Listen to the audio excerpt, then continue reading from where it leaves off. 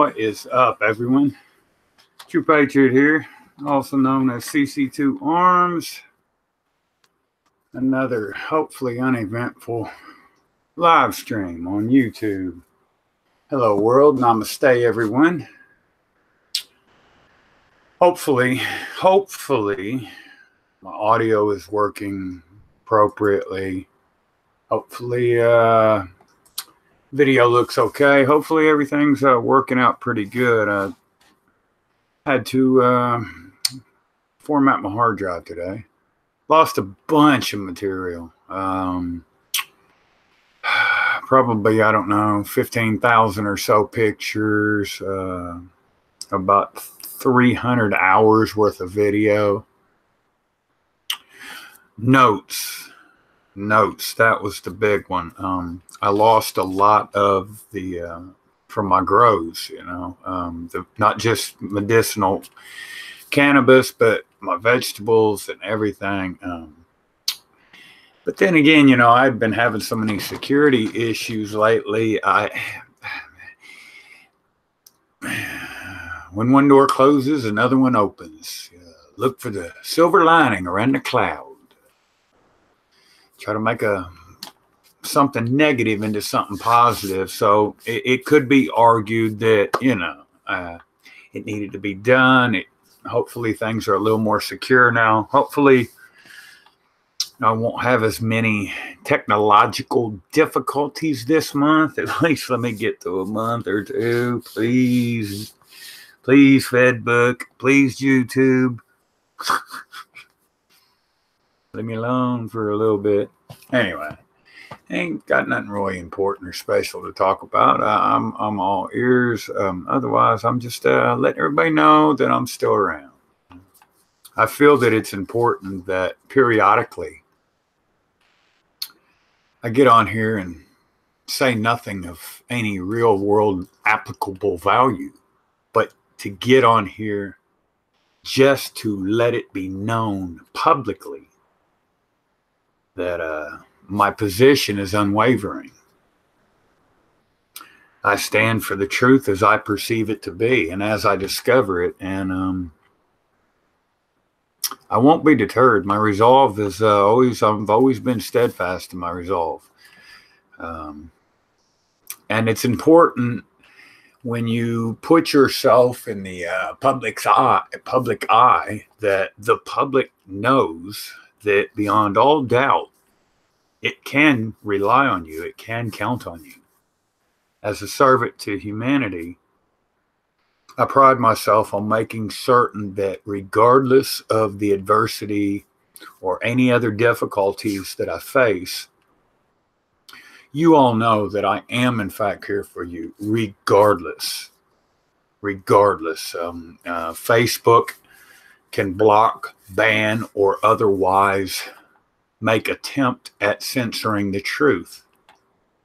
Any other Five Eyes corporations such as Google, Amazon, Twitter, any of those can go through whatever extensive lengths they seek to silence the truth, but the truth isn't really something that's preventable. More and more veils are being lifted every day. Some of the topics that I used to cover 10 years ago, people were like, oh my God, dude, you're just so fucking psycho. And now it's funny. It's actually comical because a lot of those same people are like, dude, what the fuck? You mean you really knew that shit? The world's a crazy place, folks. I wish I could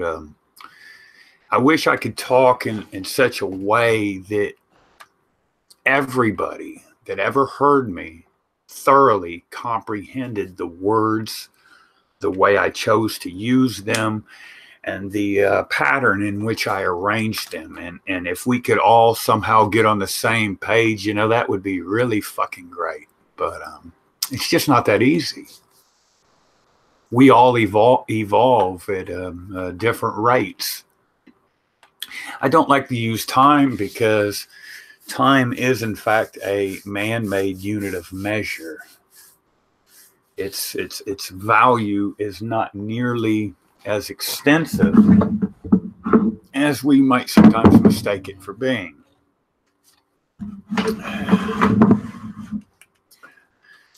Smoke a cigarette.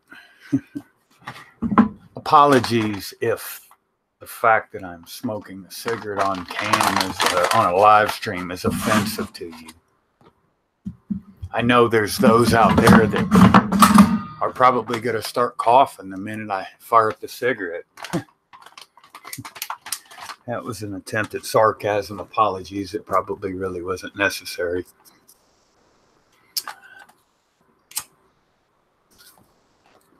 But everyone's doing well. I hope everybody is trying to be productive.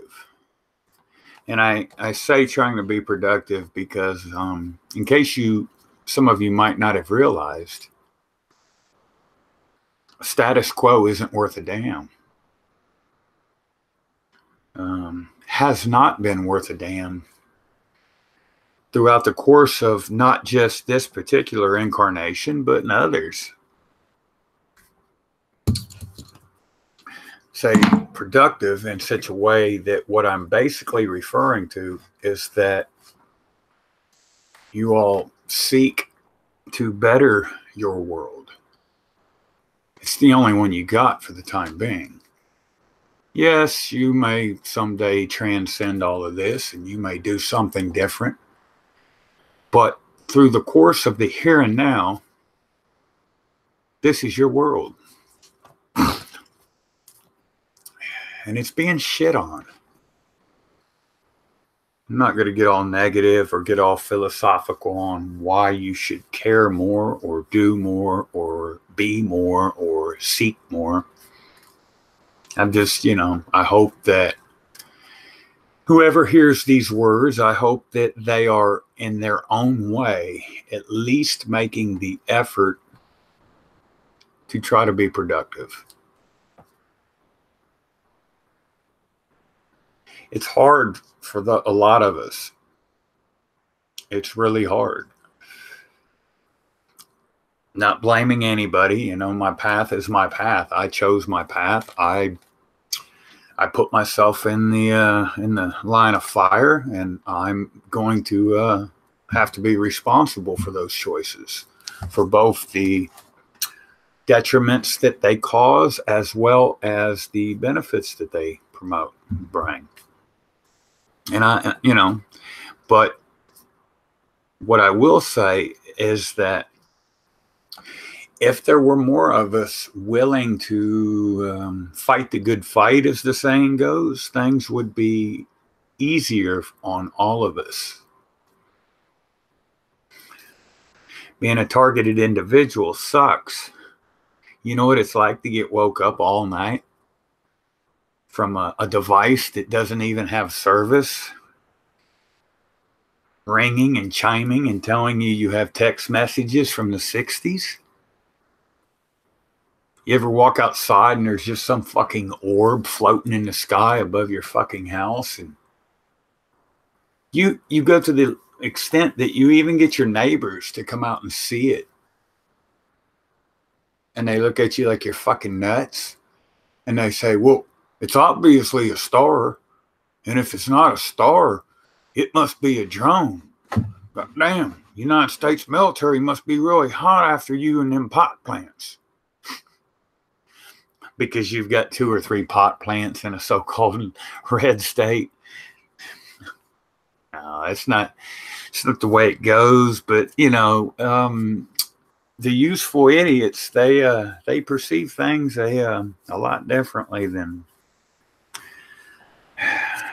what is altogether logical or senseful. We were all that way once. You don't just come into this place knowing a fucking thing. They make sure that they wipe you pretty good before you ever even get here. I've been really covering it pretty thoroughly the all roads lead to Rome topic lately. Just because as I progress, I think, you change. Nothing stays the same. We're always, always, always changing everything.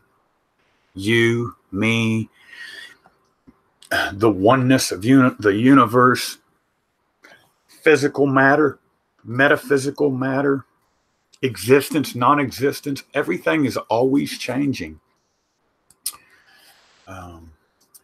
As I'm evolving or whatever the fuck I'm doing, I'm getting to the point where I think that rather than focusing on what is actually going on, I think we need to go back further. I don't think that with as long as this place has been, for lack of a better way of putting it, manipulated,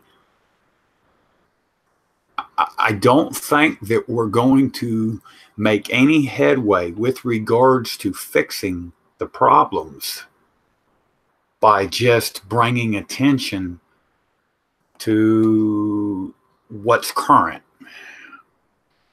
I don't know what the answers are going to be with regards to fixing our world, but what I do perceive is that we're going to have to go back to go forward.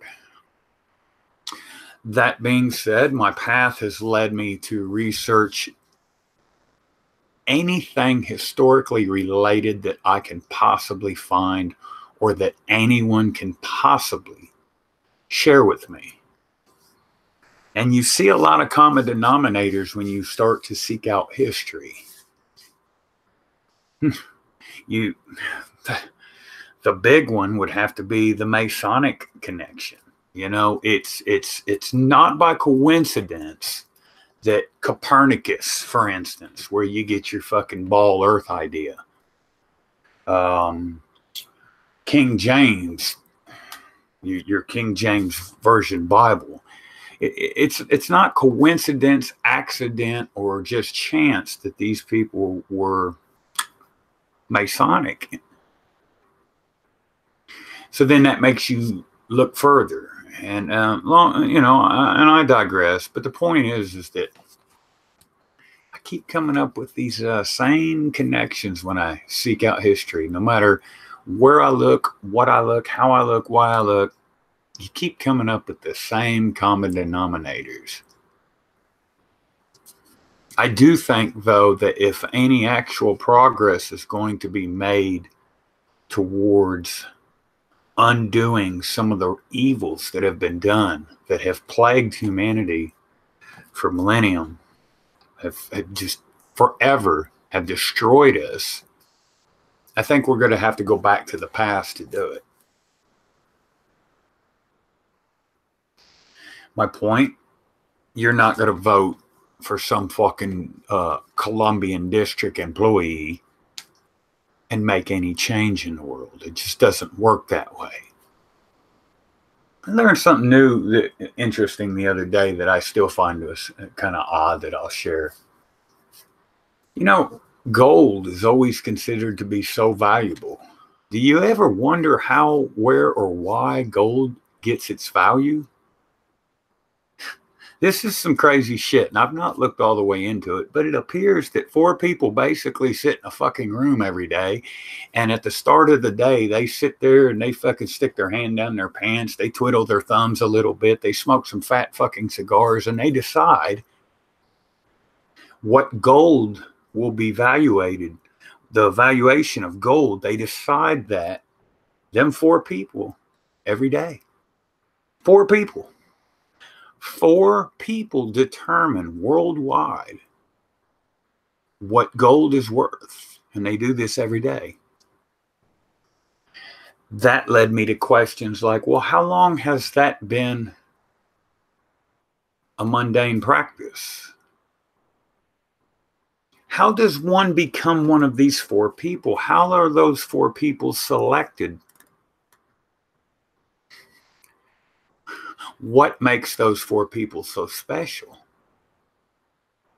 And once you have those 4 people, what criterion do they use to determine the actual value of gold? And let's say that this is all accurate information. And let's say that these 4 people determine the price that gold is traded at worldwide each day. What would make their hypothesis, theory, or what would make their evaluation of gold price any more or less valuable than any others? JoJo's in chat. Cheers, JoJo. Hello, friend. I'm just shooting the shit. Mainly, I'm just glad to be back live streaming. Happy for the opportunity to hopefully maybe say some bullshit that might in some way be thought-provoking enough that someone will get off their fucking ass and do some research, because sure could use some help in the world. You know, a lot of people seeking out truth nowadays, and it's getting harder to share what we learn. And the reason it's getting so hard is because there's just not enough people willing to get off their lazy fucking ass, quit worrying about their fucking time clock, quit worrying about their fat ass old lady fucking the Mexican next door, quit worrying about getting a fucking gas guzzling big ass Escalade to keep up with the Joneses and do their own diligent research. People just don't want to do it no more. They'd rather focus on the fucking NASCAR race. Go fast, turn left. Or some fucking uneducated black fella fucking carrying a fucking football down a field. Oh, I know, that probably sounds mean. That might be construed as arrogant or racist or bigotry. But the fact of the matter is that's truth. It's not meant to be nice or pleasing to the ear or eye. It just is what it is. Truth doesn't need no affirmation, confirmation. It stands on its own merit. You used to be able to have these talks on Facebook. We used to be able to have these talks on MySpace. We used to be able to have these talks on YouTube. But now, out of fear that someone may become offended, you can't say nothing. You can't even talk about it, whether it's true or otherwise. Shh. Don't talk about them Jewish rabbis that are pedophiles that get to, suck the blood off the little baby's penis. Don't talk about that, because that would make you be labeled as anti-Semitic or even worse, just a fucking hateful person. But back to the Romans, all roads lead to Rome. I shouldn't really knock on the Jesuits too fucking bad, because the truth is the Jesuits run the world and have done so for a very, very, very long time. All of that research kept leading me back to canon law. And canon law is a fucking nasty fucking subject in general as well. The Church of Rome, though, if I perceived that the Christians, or so-called Christians, because we don't really have Christians nowadays, but if I perceived that the so-called Christians were truthful, accurate, or honest, and there was such a thing as an antichrist, or the opposite of Christos, or the anointed, or Christ consciousness, it seems, wouldn't the Church of Rome be that? I mean, you've got a bunch of people that proclaim to have all these commandments that they're supposed to live and follow. What's that? I am the Lord thy God. Thou shalt have no other gods before me. You ain't supposed to worship idols and all that shit. But yet these same fucking self-proclaimed Christians go into a temple on Sunday. Sunday. Not the Sabbath. Not any other day. They go on Sunday. They worship an idol, a sun deity. They even pray before idols to this sun deity. Then they close their service with prayers ending in Amen. And wasn't Amen, isn't that a reference to Amun Ra? And wasn't Amun Ra one of the first or most important sun deities if we look back into fucking Egyptian culture and history? I'm just saying, if there's this whole God versus devil fight, not Lucifer, we're talking devil now, but God versus devil, good versus evil. If this whole shit is real, the devil's greatest trick, convincing the world he never existed, all that shit, wouldn't the Church of Rome be that very thing, that very evil that almost every, pay attention to my words, almost every spiritual doctrine in hue, being color, human history has ever preached about? Every spiritual doctrine has this evil boogeyman. And you're always taught that this evil boogeyman is lurking in the darkness, just waiting to kidnap your kids, waiting to sodomize your wife, waiting to corrupt the mind, corrupt the heart, make the pure become impure. That very evil that we've always ran from or been taught to run from is the very evil that we serve every single day. Every single day.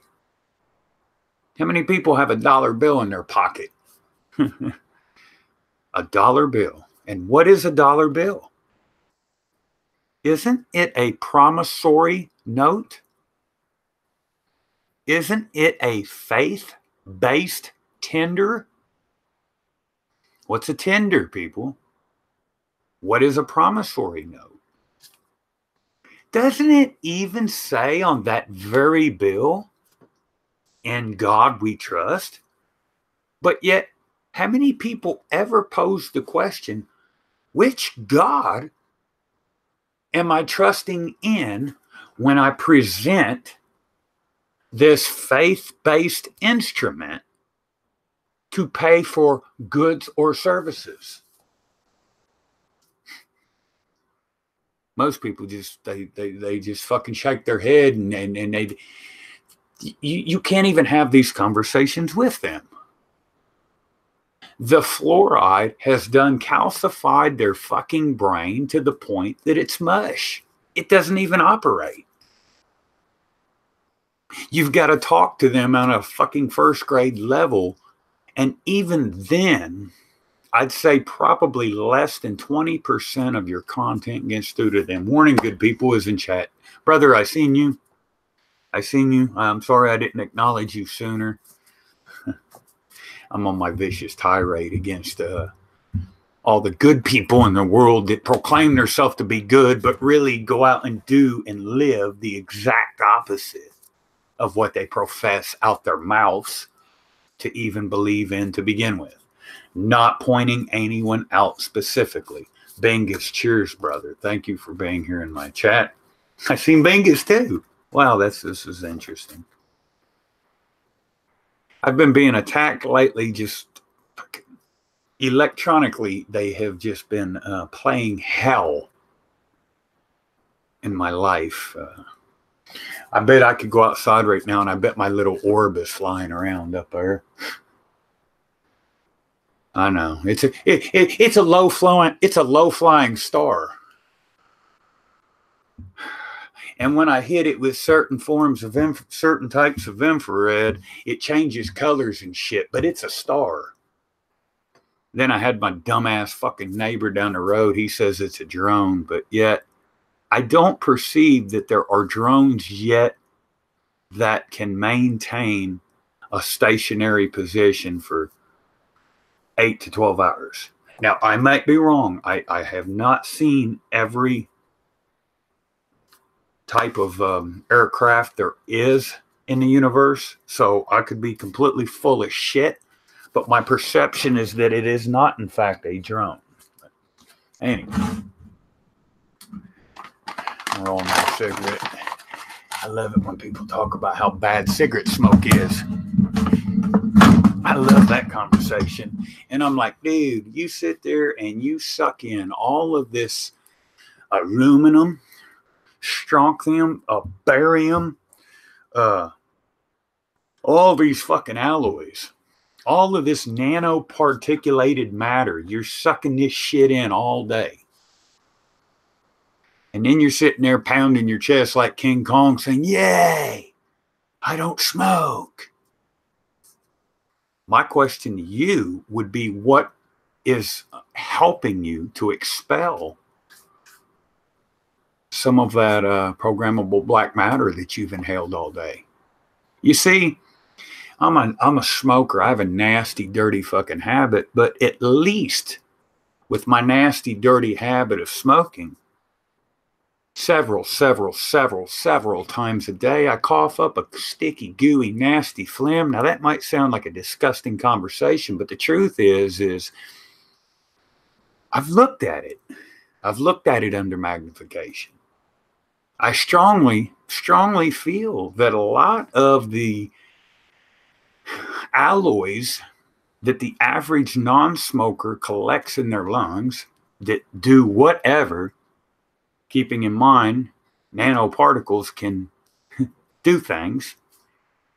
But my point is that I'm able to eject a lot of that out of my lungs. I'm not saying it's the best way, it's an efficient way or a healthy way to do so.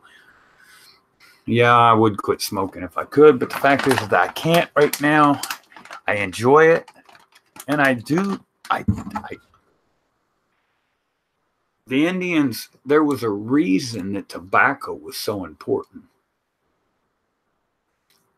I'm not intelligent enough to claim to know why, but Bingus, it's in different positions depending on the night. And what clues you into the fact that it is not a star is that when you look at a star, you imagine that light, or what you perceive to be light, radiates from its entirety, more so than 360 degrees. I'm not even talking about all the way around it. Light radiates from every, like there's no point of origin. Like when you look up and you see a star, the visual light is radiating from it from everywhere, right? Okay. Well, these things are the light. Most definitely, when you look, it looks like it comes out of the left and the right side of it. So the next thing that you perceive it to be is you're like, well, it's some kind of a plane or some kind of a slow-moving craft of some sort. But yet, they don't always move. I have spoken with... I did a few videos. They were shitty. They were low quality. I'm not a videographer. I'm not a photographer. I don't even have the money for equipment that could probably record it and have enough of a definition to make sense of a lot of it. But I have spoke to a few other people in North Carolina as well as here in the Eastern Tennessee area who've seen them. But for the most part, I've not heard nothing. Who was I? I was listening to Herb and Hyken's live stream last night. He had a gentleman on there who was on in the chat on his live stream, the real DJ Fruit Loops. And he was speaking about seeing them. Now, I don't know where he's from or where he is at currently. The other day, when I had seen him, and I know because weird shit happens is what's odd. I kept having computer problems. This was 4 or 5 days ago.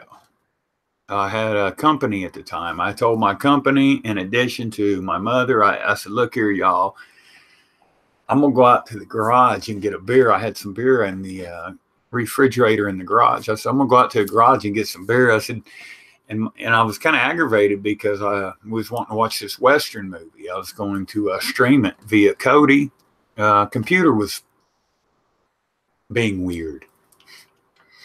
I said, I got frustrated. I said, you know what? I said, I'll bet you that orb, I bet you that thing's out there in the sky.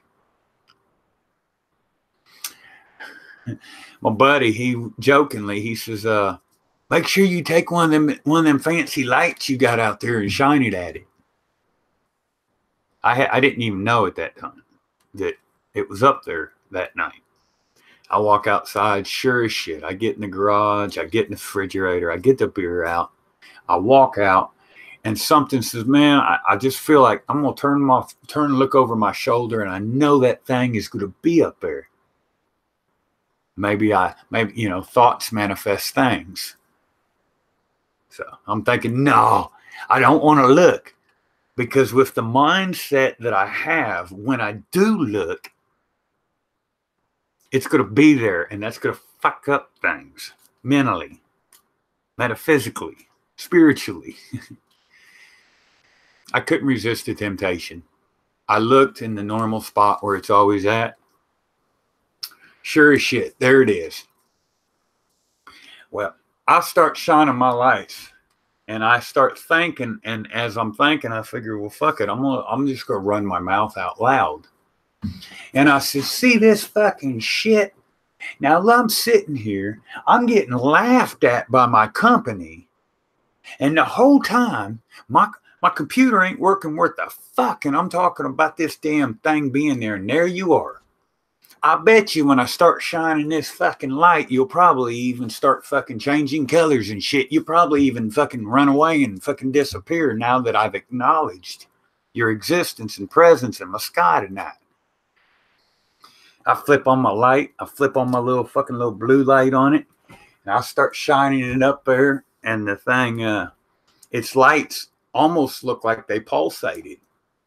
And then all of a sudden the thing, and I've seen it do this before, where it actually moves position. It will dim its lights down to where it almost blend. If there's any other stars in the sky and there's other ambient light in the background, it will almost blend in to the point you can't see it. It's not that it disappears. It moves, and then anyway, about that time, sure as shit, son of a bitch starts dropping beneath the tree line. On the horizon. I couldn't see it. And I come back out several times, 2 or 3 times that night, just to prove a point that, the thing does shit. It's aware. Whatever it is, whether it's man-made, whether it's made by something other than man, it's aware. It's aware. And you bring friends around and they're like, well, I don't know what the fuck it is. What I feel they are is, unfortunately, I live near Oak Ridge National Laboratory. Oak Ridge National Laboratory has some pretty nice supercomputers.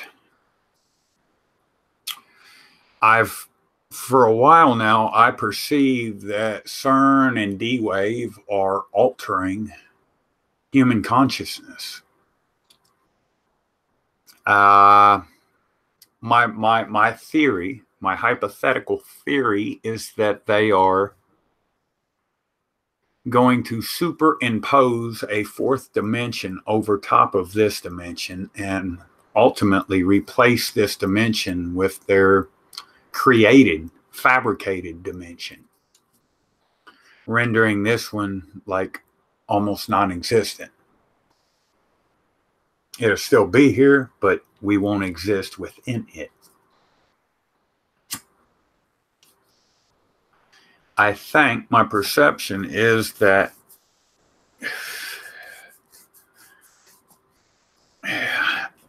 monitoring. But for what purpose? I've not worked out any details, and there's not enough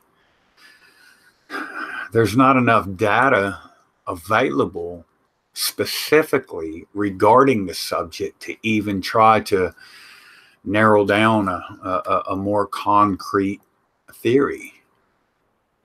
I do perceive that a lot of changes have occurred as a result of CERN and D-Wave's little partnership.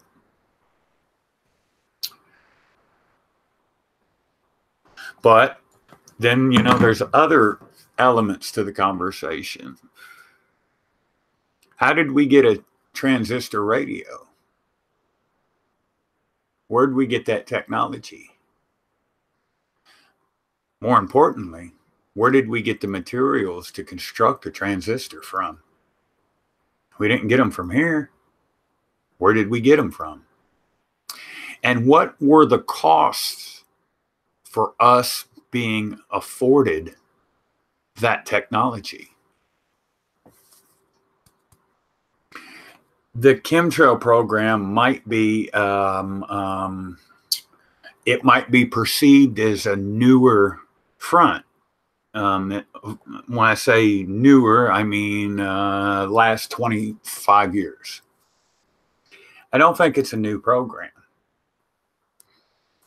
I think we were given technology and basically it was like opening Pandora's box. I do believe that we had total control of things to a point, but there was a threshold. And once we used certain technology in certain ways, it allowed for the technology to basically go off on its own. And a threshold was crossed at which we no longer had control over said technology. And now it's doing things. It's manipulating things within our dimension that we can't change and we are no longer responsible for. Originated by the military for holographic terrain observation real time. Yes. And what do you need for a hologram? What does holographic technology require with regards to the physical?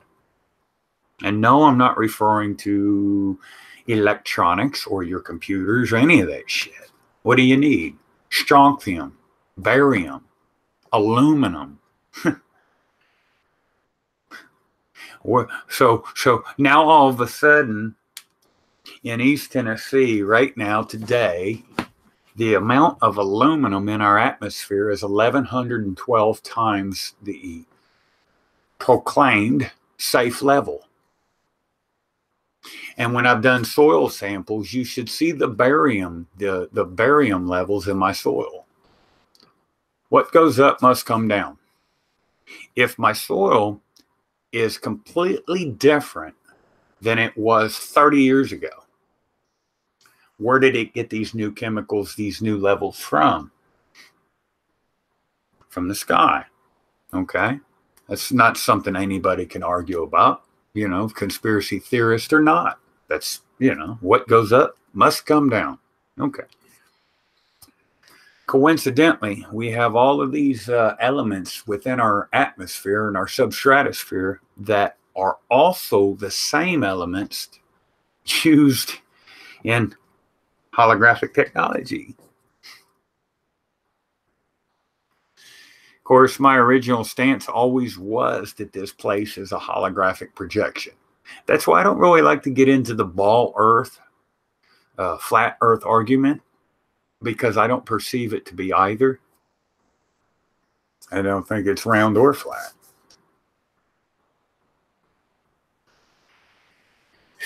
If you watch the football game and you punch your little fucking time clock, collect your few shekels, invest some of your shekels in the 401k program, get you a fat wife, and keep your fucking mouth shut, then you're allowed to live out the American dream, the dream, because you've got to be asleep to believe in it. However, if that just does not work for you, and you want to know why shit's so fucked up, and you start to dig around, your world quickly dissolves and becomes a chaotic bunch of shit.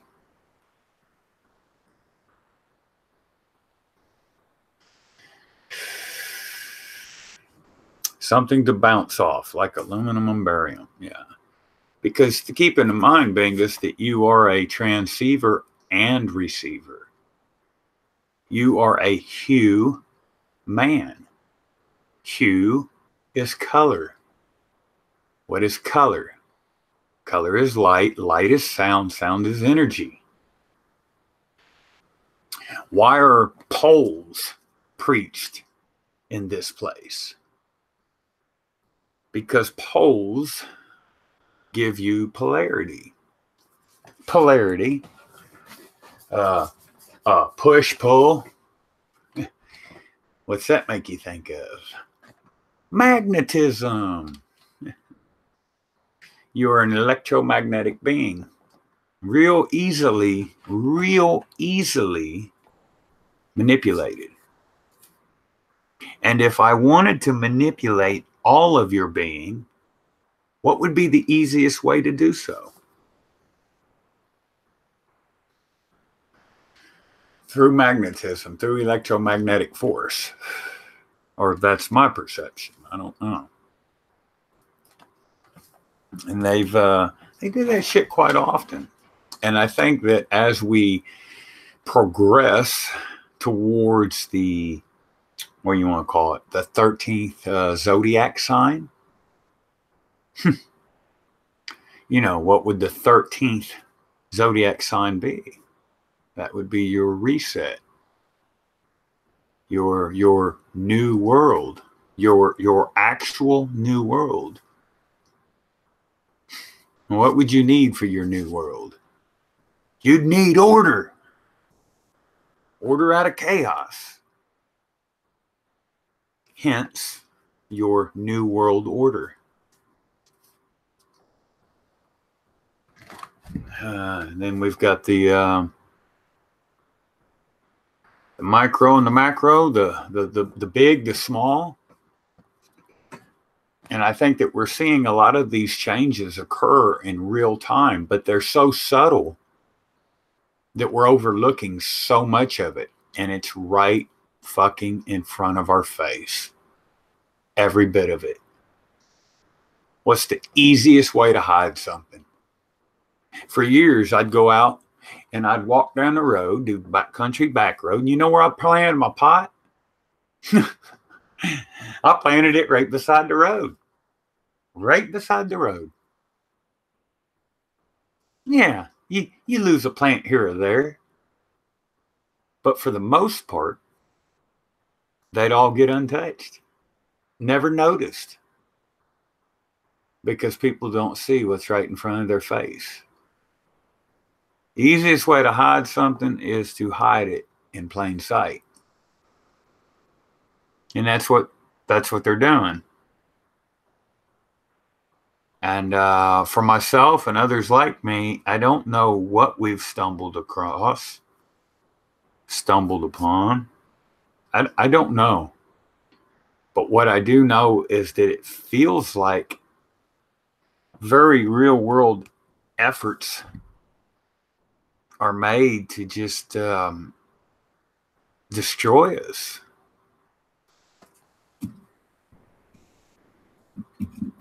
They tried everything with me. I mean, kill family members, put me in jails, put me in prisons. When none of that worked, their newest attack now is just to destroy me from within. That's why I have to, a lot of times I have to make a great effort just to get out of the bed.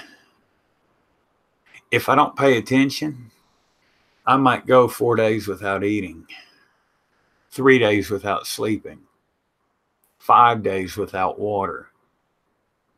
Do I want to? No, hell no. But that's their deal, you know. When outside external interference isn't effective, they rely on other means, I presume. I would love it if there was other people in the world, which I'm sure there are, that are, you know, when I'm sitting outside at night on a particularly clear night, and I'm trying to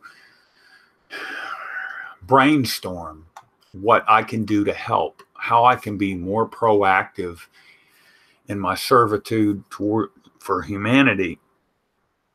I wonder, are there other people thinking the exact same thing at the exact same time, exact same place, looking up, wondering exactly the same things I am? Yeah, here and every now and then, you know, I'll meet someone online. I'll speak to someone such as Bankus, if you're still in chat, or Perth Observer, another one of my friends here on YouTube. But those are very shitty odds if you think of it from a statistical standpoint. I mean, hell, I'm like fucking 40-something years old. I've known tens of thousands of people in my life. I have interacted with probably, I don't know, several thousands of people throughout the course of my life. But yet, I can only count on one hand the people whom I can carry on an actual conversation with. It seems awfully, I mean, it just seems suspect to me. It just doesn't feel right. I know I'm arrogant, I'm cocky, I've been told I'm conceited, self-absorbed. Let's see, I've heard it all. But I wear many hats. So if it were to serve the greater good, I can get out here with the brothers on the street corner and get respect. My street credibility affords me that. But I can also tie my hair back into a ponytail, shave my beard, and walk in and knock on the bank president's door and get the same respect. But yet, I'm not able to make any actual leeway on actual fronts that actually are afflicting the majority of the human species. I'm in hermit mode too, warning good people. Well, I've been cleaning, but I was going to show you all these jars I've got back here behind me. I've got roughly, I don't know, 300 pounds of food hid in the woods. Roughly, anyway, I've got a lot of food and ammo, a lot of things put up. It's lonely though, you know? I love it. I mean, earlier I was sitting out on the porch, the wild raccoon, come up and ate dinner on the porch with me sitting there. Chickens, of course, all the chickens, I've done put them asleep tonight. I love the animals. I love nature. I love being one with my natural environment. But at the same time, I long for the closeness and the companionship that I should be able to expect from my own species. And sadly, it feels like I'm watching my own species die in front of me. And as much as I try to help them, I don't feel like I'm making very much headway, and it's sad. I mean, like cry yourself to sleep, sad. I miss my ex too. And then mine, she's not doing good. Like, she was always anti-drug, anti-alcohol. And I heard from a friend who heard from a friend who heard from a friend that she's actually since had kids and since lost some of them children to the state as a result of a drug addiction. And when I was with the girl, she wouldn't even smoke cannabis, and now to hear that she got addicted to the point that she lost her children to the state on a pill addiction, I didn't see that coming.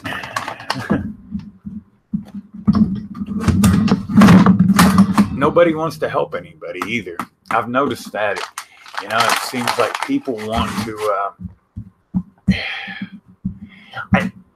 I really feel like we're playing into a trap. We're being led into a trap, and we're willfully walking right the fuck into it head first. I don't know enough to know who, what, when, where, or why, but I just really feel like we're walking into a trap. Yeah, you dumped her, now you regret dumping her. You don't blame. My problem, my issue was I went through this thing where after my ex and I split up and I learned the negative path she chose in life, I really felt guilty. I blamed myself. She was a good country girl. She had never been out of the mountains, and I took her and showed her the world. I think that some people need to be sheltered. And as a young man, as a young traveling man, I didn't think anybody should be sheltered from anything. I thought that everyone was worthy of the same opportunities in the world. And I really don't really think that anymore. I think that some people just are not cut out to see everything, be everything, do everything. And I often wondered if I was in fact responsible for the way her life had turned out. And that bothered me for a while. But then, then I think back to the idea of free will. And free will only affords us the opportunity to make choice. And every time we make a choice, we're bound to that choice. And we're likewise responsible for the infinite number of positive outcomes that choice causes, as well as the infinite number of negative outcomes that choice causes. Chamomile tea with catnip, a little bit of an organic honey, and a little bit of lemon. It's good, folks. Really good.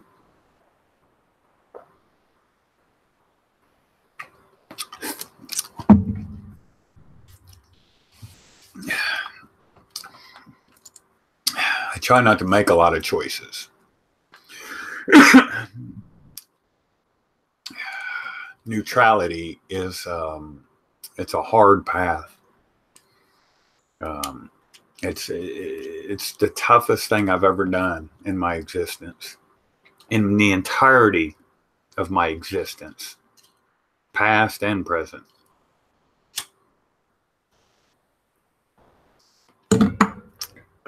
But I think, though, that if we would all somehow realize that we're all the same, we're all one. Nice small house with a big yard. I got a piece of shit 50-year-old trailer. However,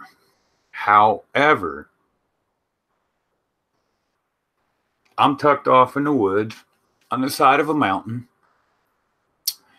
And everyone that lives within 5 miles of me has lived here for 200-300 years. Everybody. There are no outsiders. There are no new people, nor are they welcomed. And for whatever reason, because I'm not from here, for whatever reason, they accepted me, they embraced me, and I was welcomed into this this existence here. And I appreciate it. I love it. I mean, I get up in the morning and I walk outside and I'm with the animals. I can go outside buck naked right now and run around my yard and shoot automatic weapons in the middle of the fucking night, and nobody will say nothing.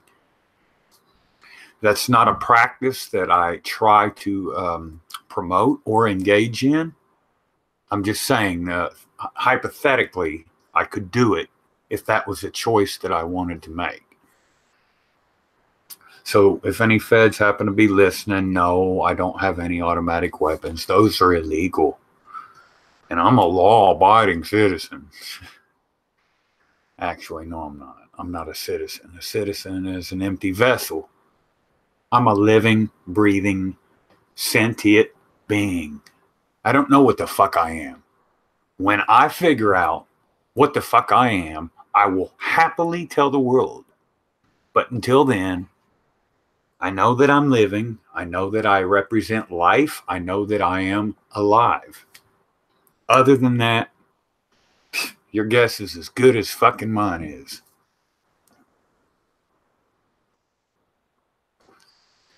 Yeah, you are happier in the woods, but you don't have nobody to share it with.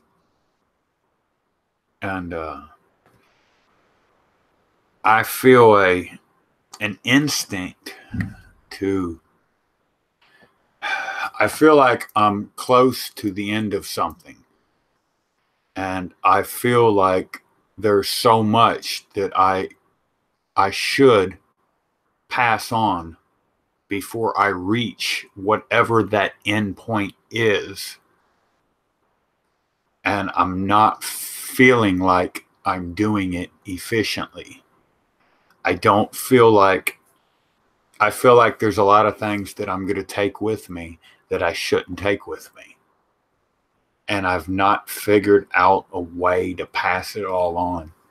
And not just knowledge, love, admiration for my world. And when I say my world, I'm referring to my world. My world, which is me, me, which is you, you, which is me, everything, or universe, one verse, one. I think that we're here we're compartmentalized. I don't think there's any me, you, that guy, that plant, that tree, I think there's only one. But during the course of the time, or during the course of your existence in the physical form, all of that is compartmentalized. It's split apart into a billion pieces. And it's through experiencing those billions of pieces that you become whole again. And I feel like too much of me is still in pieces. It's like not, and it seems like that it's a crazy thought, but it's like I perceive that somehow I need to be able to express to the rest of myself everything that I've learned before I become whole again. And I think it's like something that's holding me back. It's the fact that I'm not able to basically, I don't know, give myself to the world. That makes me sound like I'm wanting to be a martyr. It's a profound thought that I can't quite verbalize. How do you take an emotion that there are not words for and put into words? I'm not really good at that sort of thing. It's rough though. I do try to, like, any chance I get to teach, any chance I get to express to others the love that I have for this world, that helps. It takes the edge off. It makes me feel more complete. But there's so much beauty in all of us, in everything, in all around us, and we just overlook it. We waste so much time on that which has no value that we sacrifice what does have value, and it's senseless. It's of no logic. It's like when I'll do something nice for somebody and they try to offer me money, and I'm like, what the fuck am I going to do with some money? Buy something? So because I did something nice for you, your way of saying thank you is to let me buy something? What the fuck? That's almost like an insult to me. I know people are strange. Made me think of that song. And they are too. People are odd. They're an odd sort. Definitely, they definitely take some getting used to, for sure. I wonder where Perth Observer is at this evening. I don't know why she's not here. She's normally, I have to bring her on. I thought I put a link in. Bear with me for just a minute. I'm going to pull this other Google Hangout screen, if it'll let me pull two Google Hangout screens up simultaneously. Where is it at? Oh, man. So if I go, I'm not even seeing. Oh, there it is. I didn't have to pick up that keyboard.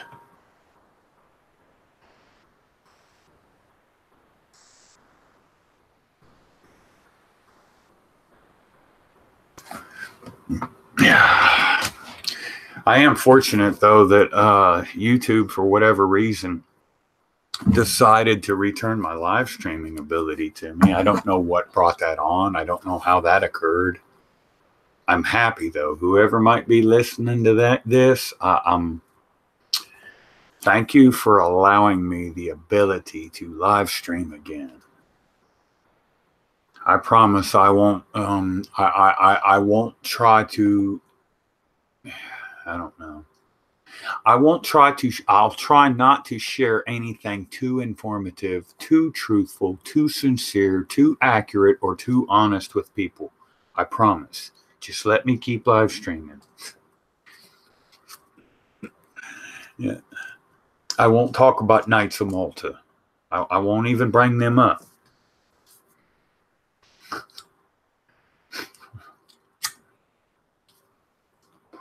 That's sarcasm. And that's probably enough. Saying that in itself is enough to probably get me in trouble.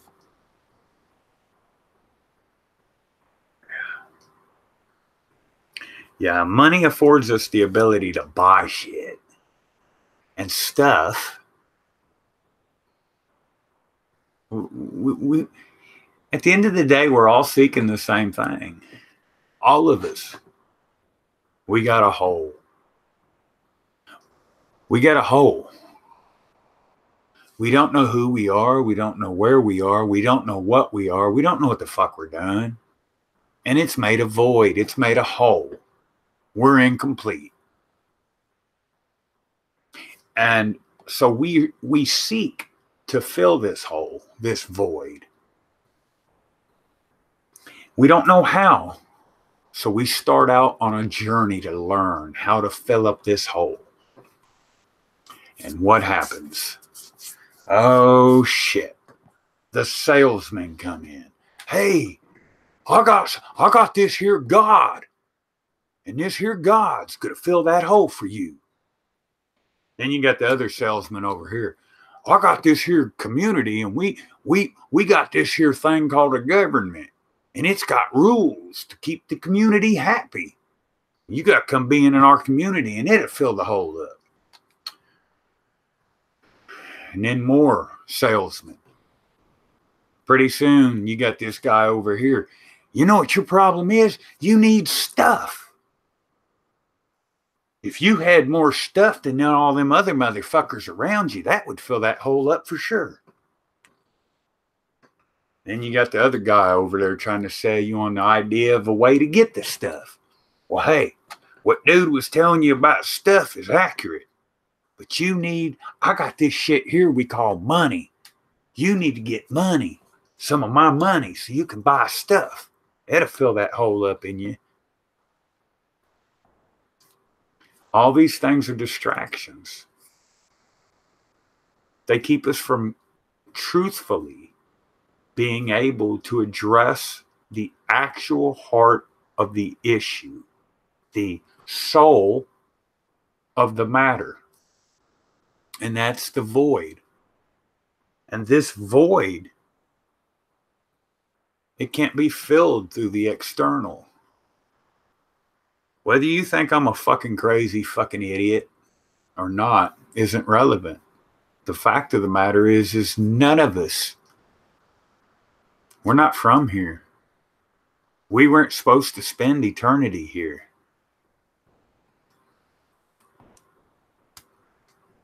And until such time as we learn who the fuck we are, what the fuck we are, why the fuck we're here, ain't none of us going nowhere. And there's a lot of things that are going to come along while you're here that will act as roadblocks to keep you from ascertaining the answers to those questions. The universe is a university. It is a teaching place. And until such time as you learn what the fuck you need to know, you ain't going a motherfucking place. This flesh suit right here, this motherfucker ain't worth a shit. Okay? This thing right here dies. You think you ain't coming back? You think you're going to some magical fairy tale fucking land because this bionic suit broke down? You think that's going to get you some kind of free pass out of this motherfucker? It's not that easy. I know, I've tried, been there, done that. This ain't my fucking first time here. This ain't my first rodeo. You will keep coming back to this very same place, doing this very same shit as long as it takes.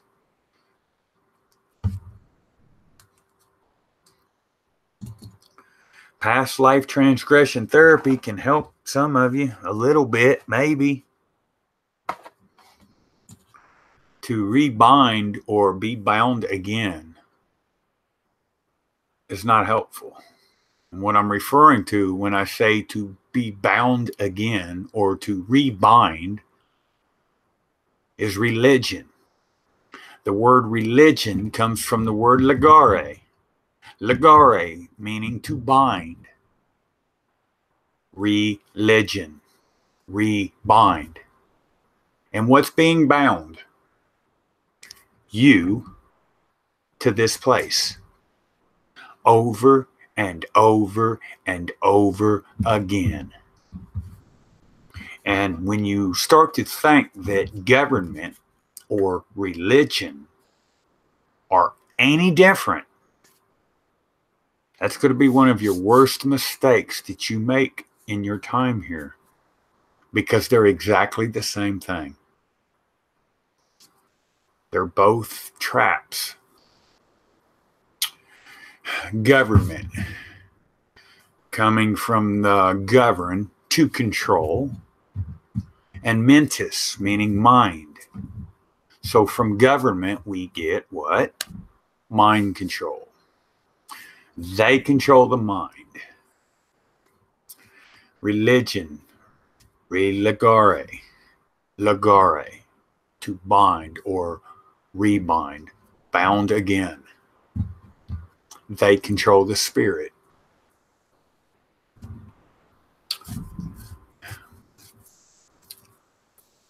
You've got to get away from those types of constructs to ever even start to put the pieces together.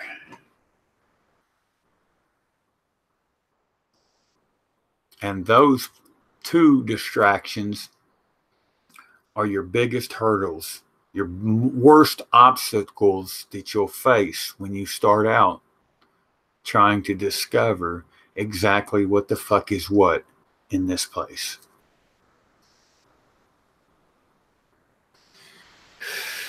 The government one, a lot of people have their options of how they deal with mind control. Me, I take the path of least resistance. Disregard government. You don't have to fight it. Disregard it. Disregard. As in show no regard for. Just ignore it.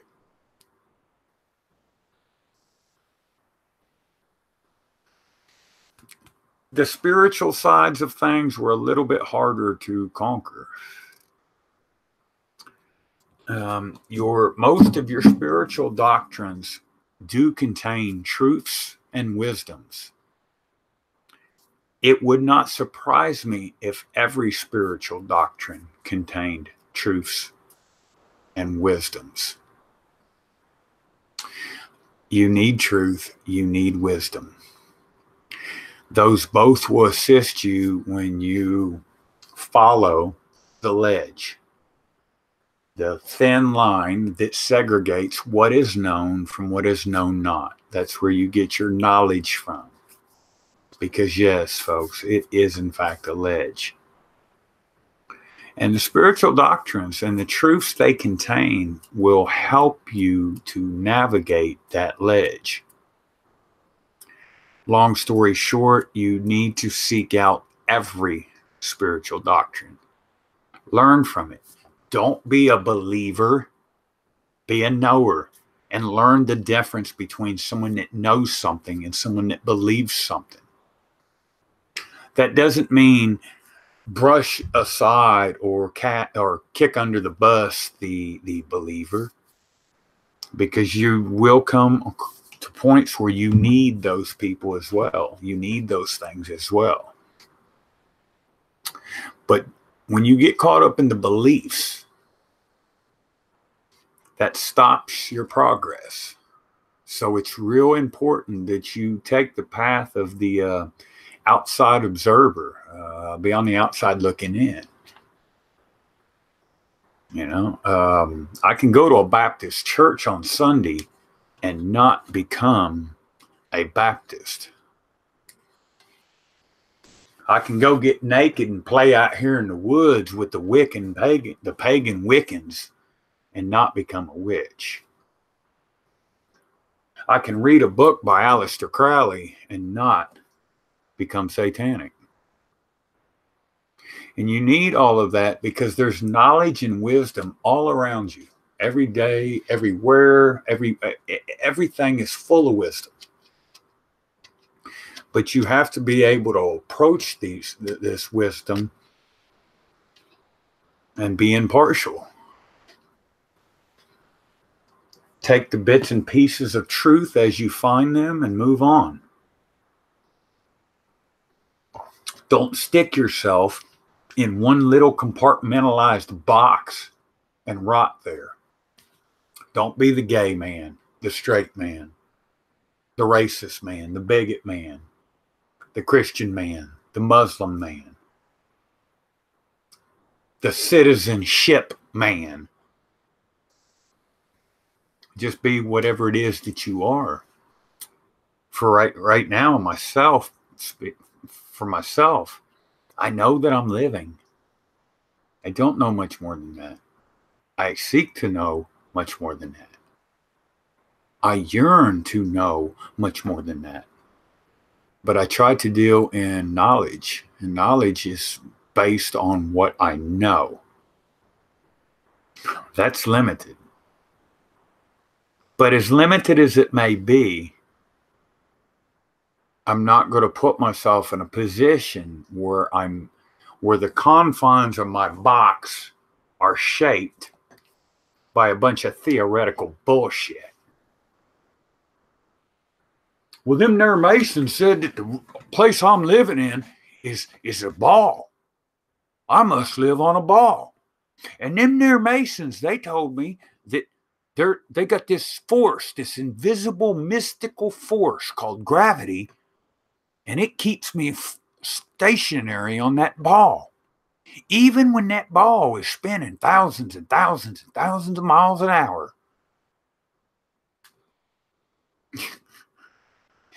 I can look into spiritual trigonometry. I can learn mathematics, but I don't have to side with those Masons and their deceptions.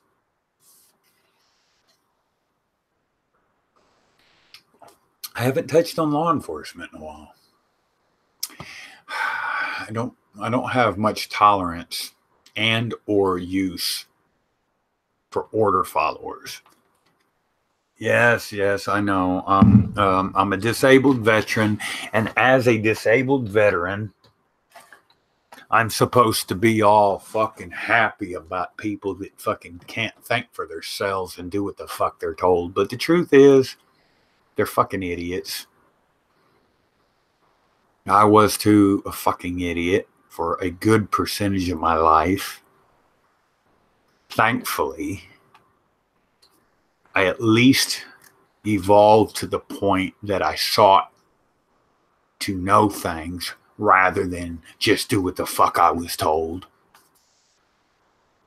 I'm thankful for that. Some people live their entire lives wanting to do nothing other than what they're told. It's so much easier. Ignorance is bliss. It's so easy to live life when all you got to do is what the fuck somebody else told you to do. But nothing ventured, nothing gained, and nothing that is worth having is easy. Nothing. Especially knowledge, especially wisdom. You gotta really fucking earn that shit. Most of these words that I speak will probably be lost on a good percentage of the people that hear them. However, I'm confident that there are at least a few people that in the history of their life that hear what I'm trying to say, they'll get it. And for those of you, I really hope that you just keep on keeping on. Try to seek out your own path. What's that? Take the road less traveled. It's an adventure. Anyway, we'll kill this camera and we'll put on I think I'm gonna put on some music right quick. I don't even know. Am I allowed to put on music? I'm gonna kill this camera just for a minute because I gotta do something. I don't know. Maybe I gotta roll a joint. And since I'm in a red state, rolling marijuana cigarettes is illegal, and I can't do it on camera because the YouTube admins might get mad at me. I don't know. That could possibly be what's happening. But anyway, I'm still here, but I am going to put this music on for just a minute.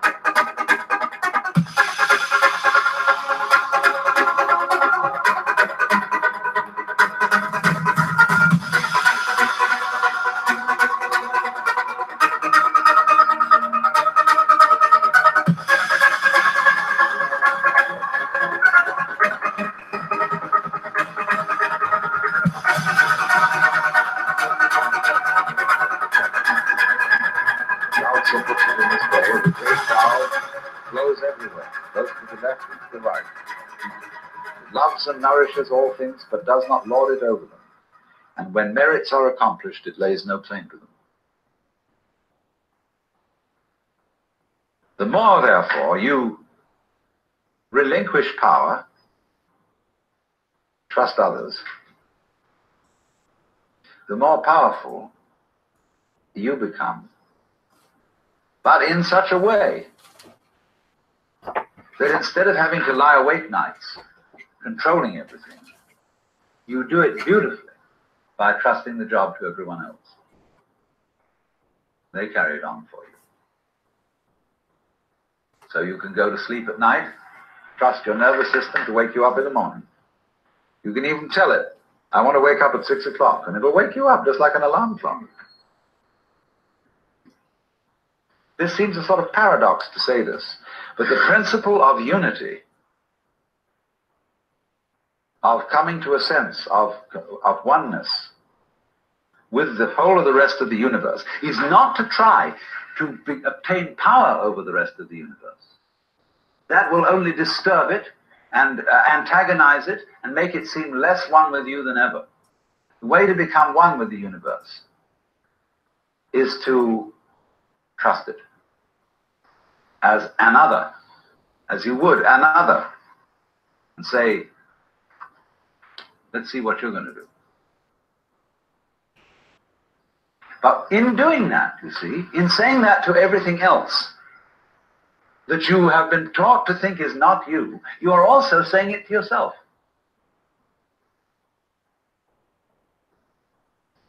Because finally, as I pointed out, you do not know where your decisions come from. They pop up like hiccups. And when you make a decision, people have a great deal of anxiety about making decisions. There's this guy who, farmer, who ordered a help man to come in, and found he was an extraordinarily efficient worker, because the first day he put him on sawing logs. And he sawed more logs than anybody had ever sawed. It was fantastic. But it was all done in one day. The next day he put him on to mending fences. And there were all kinds of broken fences around the farm, and in one day he had the whole thing done. So he thought, what am I going to do with this guy? So he took him down into a basement and said, look, here are all the potatoes that have come in from this harvest.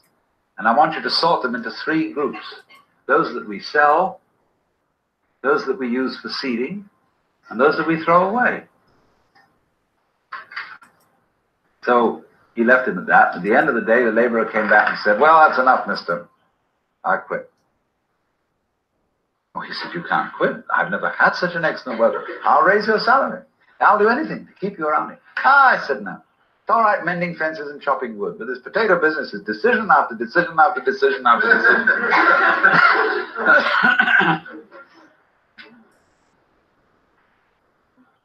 So when we decide, we're always worrying, did I think this over long enough? Did I take enough data into consideration? And if you think it through, you find you never could take enough data into consideration. The data for a decision in any given situation is infinite. So what you do is, you go through the motions of thinking out what you will do about this. And then when the time comes to act, you make a snap judgment.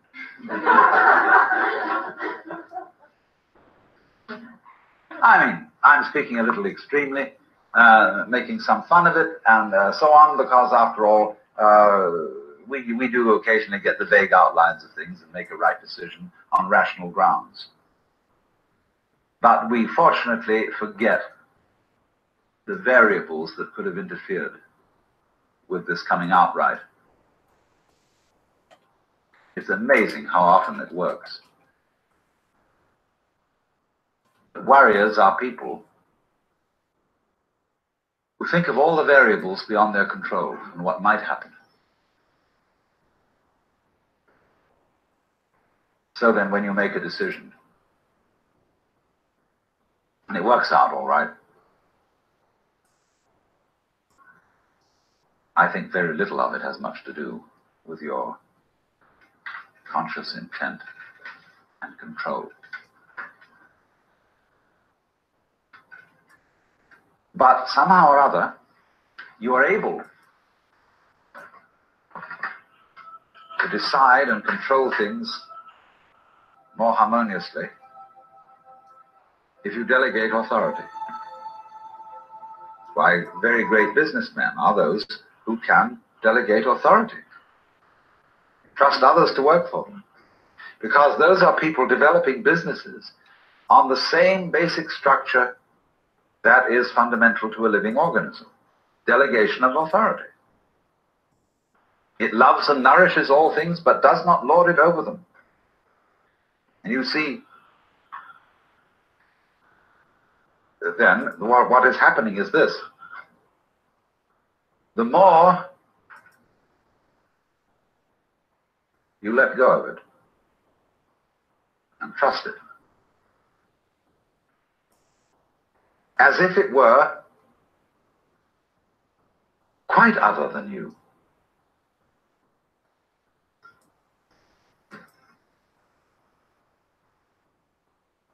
the more you realize the inseparable identity of self and other.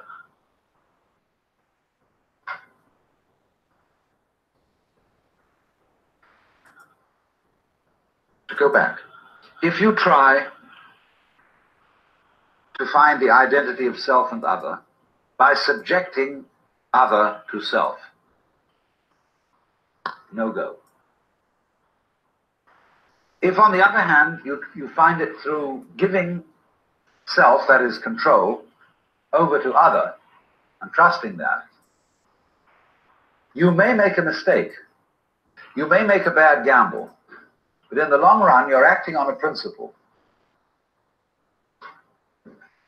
which has the backing of evolution. This is the way biological evolution goes on. Constant delegation of authority. That's why, obviously, the democracy is superior to the monarchy. It was de Tocqueville who said that democracy is always right, but for the wrong reasons. Because there is operating in a democracy the principle that Buckminster Fuller calls synergy. And synergy is the intelligence of a highly complex system, the nature of which is always unknown to the individual members. Because that goes back again to this point, that we're always entering a new environment. We don't ever know fully what the new environment is, because the only environments we know are the past ones. There is always then operating in the development of cellular life on any level a new way of organization, higher than any existing form. And we are not aware of it until after it's happened. If you ever saw, for example, the film Kon-Tiki, this man figured out a few things as to how to make a balsa wood raft sail from South America to the Pacific Islands. But once he had set this in motion, he discovered that all sorts of unexpected factors cooperated with him. That when the wood got wet, it expanded so that the ties bit into it and held it completely secure. He'd never expected that. And he found that as he sailed along, a flying fish would simply alight flat on the deck every morning for breakfast. That all kinds of natural factors, it was just, he'd touched a key where he was flowing with the course of nature, and everything cooperated with him. Because he had touched the key, he'd made the act of faith. And he was just picking up, in other words, a practice which had been hundreds and hundreds of years ago, had been followed by others who had worked it out by their great ecological awareness.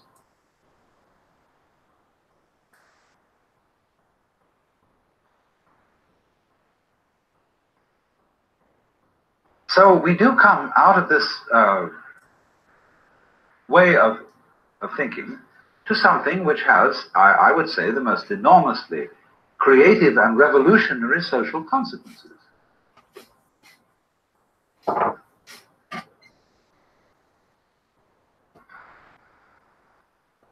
That it has become not virtuous, not self-sacrificing, not anything like that. It has become the hardest practical politics to let go control to others, to give up trying to dominate the scene.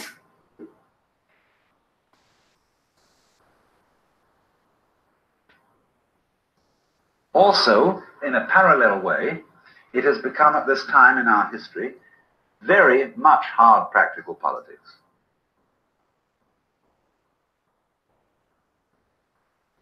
To learn how to enjoy ourselves. You can go to the Protestant people with their Protestant ethic who are against this kind of thing, and now say to them with great glee, it is your solemn duty to learn how to enjoy yourself. Why? Because in an age of leisure, people have really got to know how to enjoy themselves. Because if they don't, they'll smash the whole future of the human race.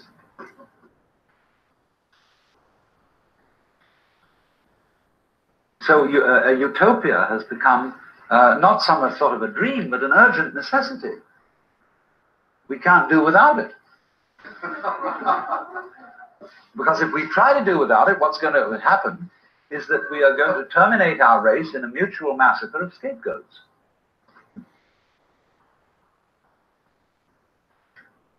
And so the present paranoia in the United States that is going on, where everybody is thinking up a new scapegoat and how great it will be to demolish them or get them out of power, all this kind of bickering and right and left politics has become irrelevant. Because we now have the opportunity of trusting our own intelligence, our own technology,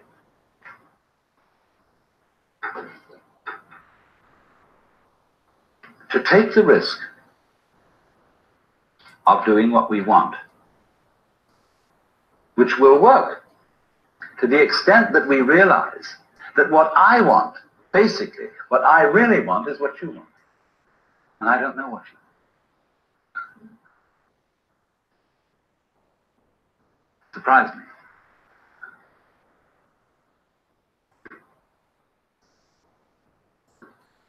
But that's the kinship between I and thou. So when I ask, I go right down to the question to be started with. What do I want? The answer is I don't know. When Bodhidharma was asked, who are you? Which is another form of the same question. He said, I don't know. Planting flowers to which the butterflies come. Bodhidharma says, I know not. I don't know what I want. Well, when you don't know what you want, you've reached the state of desirelessness.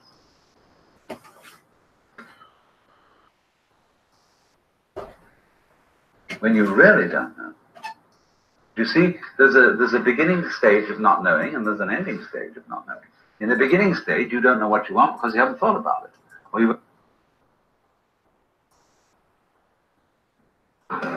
we either accept or reject, or we translate what we hear according to our knowledge, our background,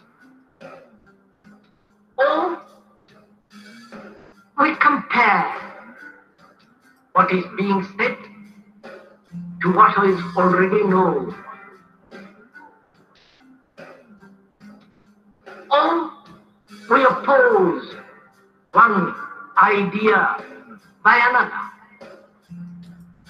All these characteristics of hearing denies the act of listening. When one listens, there is no comparison, there is no acceptance or rejection. That very act of listening brings about a total attention in which you see the totality and the full significance and structure of what is being said. The quality of listening is attention. And when you attend totally, with your whole mind, with your heart, with your nerves, with your eyes and ears, completely, intensely listen, when you give your whole attention to something, that is when you are completely listening, in that state of attention, there is the act of listening. And that act of listening puts away anything that is not true. You listen to the totality of the thing. When you attend, there is no borders of inattention. And that act of listening is really a miracle. Perhaps it's the greatest way. When one can listen totally, without any defense, without any barrier, then one can look, then one can listen. Look, sir, if I want to understand what you are saying,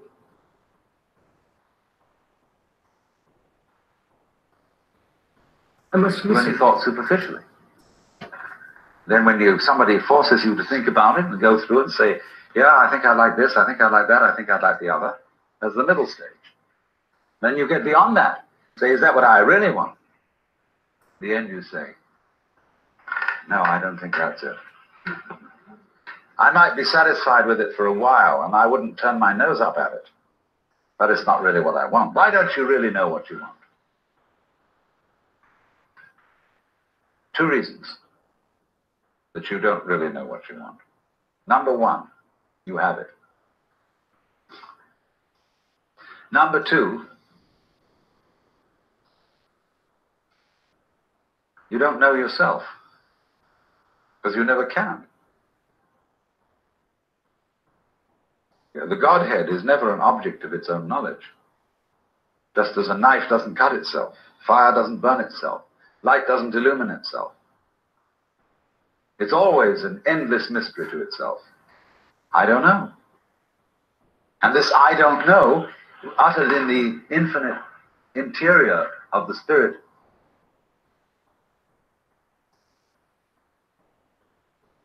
this I don't know is the same thing as I love, I let go, I don't try to force or control. It's the same thing as humility.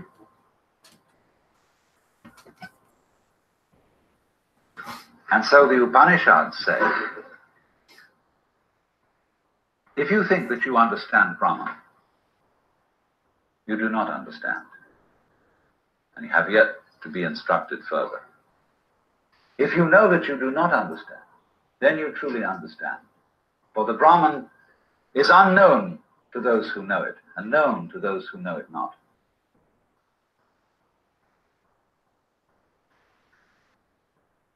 And the principle is that any time you, as it were, voluntarily let up control, in other words, cease to cling to yourself, you have an access of power. Because you're wasting energy all the time in self-defense, trying to manage things, trying to force things to conform to your will. The moment you stop doing that, that wasted energy is available. Therefore, you are, in that sense, having that energy available, you are one with the divine principle. You have the energy. When you're trying, however, to act as if you were God, that is to say, you don't trust anybody and you're the dictator and you have to keep everybody in line, you lose the divine energy. Because what you're doing is simply defending yourself. So then, the principle is, the more you give it away, the more it comes back. Now you say, I don't have the courage to give it away. I'm afraid.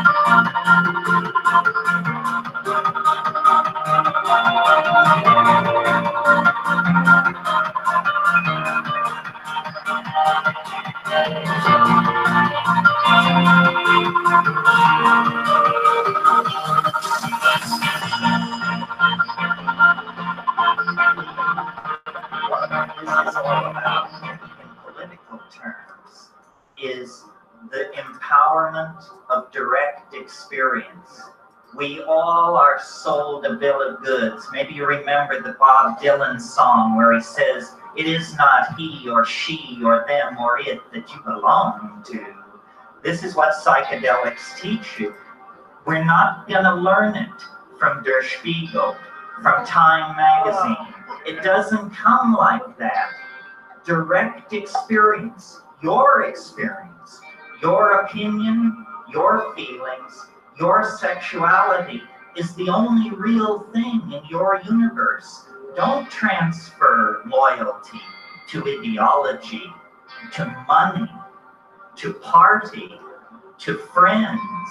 All of these things are outside of the core of your reality, and centuries of programming have been laid on to all of us. They do not want people to take back their minds. And we're going to take back our minds. Soon. The sooner that's really, to my mind, the bottom line. That's why this thing has potential world consequences, because an empowered individual in touch with their own existential core can do what that guy did with the 18 tanks. It was an idea that stopped the tanks, and it was an idea expressed not over state radio, not through the newspapers, but by one person taking a stand. You know, a great American philosopher, and I hope it was Emerson, said, "If you are right, you are a majority of one." You are a majority of one. And this is what we all need to realize. We are responsible for ourselves, and we will set the agenda for the human future. The mushrooms once said to me, "You must have a plan. If you don't have a plan, you will become part of somebody else's plan."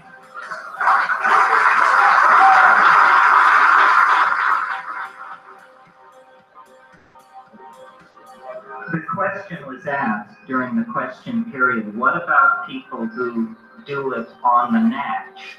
And I think the answer has to be expanded to say, that's very fine for them, and we wish saints all the best of luck. But what about the rest of us poor bastards who don't have the blessings of angels upon our quest? You don't need ideology. You don't need method. Gurus should find honest work. And I would think that the four of us would have succeeded up here tonight if you would leave this place tonight determined to do more, go deeper. It's fine to tell your friends, but the real obligation on all of us who are psychedelic astronauts is to go deeper, empower ourselves. You know, the American novelist John Crowley said a wonderful thing about psychedelics. He said, "The further in you go, the bigger it gets."